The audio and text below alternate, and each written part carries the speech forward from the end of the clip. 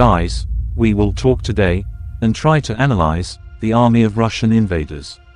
There are artillery problems, there is a shortage of ammunition, fewer tanks, and so on. But if word has spread, everything is clear. No artillery means no lives, anymore. With tanks, everything seems clear. Then, reliance on armored warfare. Not published. Almost all units at the moment. The Russian troops, occupying troops do not have a complete set of these highly armored combat vehicles. Medium and light armored vehicles that are infantry, and they provide fire support for this. But one important thing is that it is mobile. Equipment, having some, but armor. Protect personnel from defeat. The battalion tactical group should have 33 men. Armored vehicles, but in reality the people in them complementary. Consisting of 18 to 24 armored vehicles. If you lucky, you might think this is something contempt, but there isn't. 33 armored vehicles, mobile, media, and light armored transports for 165 to 280 paratroopers. And sometimes it's too much if you stuff it like sprats in a can. That means providing armor for several hundred invading troops, under small arms and artillery fire. But there is a critical shortage of armor, and it is necessary to move forward, because Putin. Even local wins are needed, for example, the Donbass. He really wants on an epic win. Anniversary of the shameful invasion of Ukraine. An attack on Kiev would definitely not work, but to capture dozens of villages in Donetsk direction, what a tempting plan. However, the plan may be over for Putin.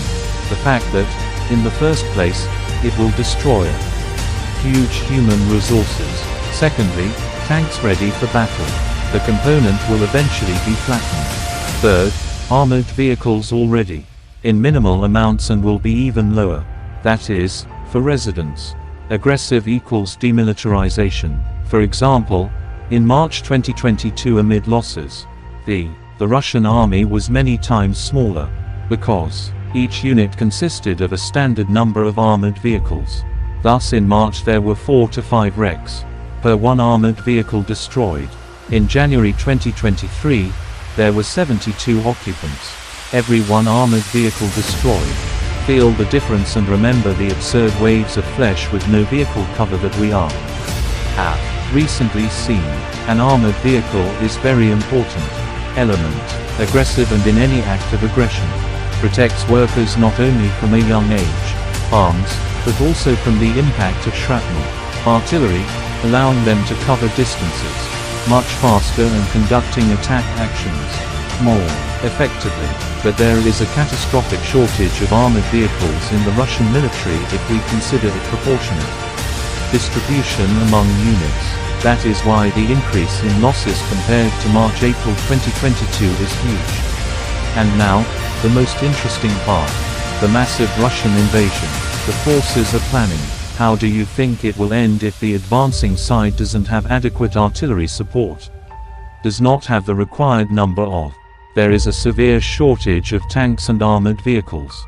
Suicide during the attack for those units that would be fielded without armor. But, as we know, the Russian command does not count losses. Continuing demilitarization of the Russian army. If you like the video informative, then don't forget to like and subscribe.